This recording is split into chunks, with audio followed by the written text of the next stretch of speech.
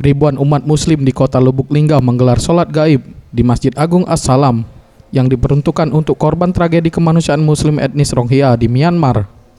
Selain menggelar sholat gaib, jamaah Masjid Agung As-Salam ini juga menggelar doa bersama untuk keselamatan muslim Rohingya yang saat ini tengah berjuang membebaskan diri untuk melawan aksi kejahatan kemanusiaan. Sementara itu, salah seorang ulama Lubuk Linggau yang memimpin sholat gaib dan doa bersama, Ustadz Atik Fahmi, mengaku mengutuk keras aksi kejahatan kemanusiaan yang menimpa umat muslim etnis Rohingya di Myanmar. Sholat gaib ini digelar sebagai salah satu bentuk ungkapan kepedulian dan aksi solidaritas umat muslim Lubuk Linggau. Sholat gaib bersama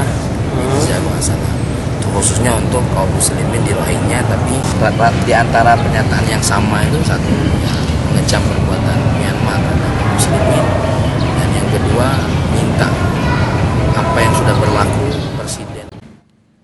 Tim Liputan Sriwijaya TV.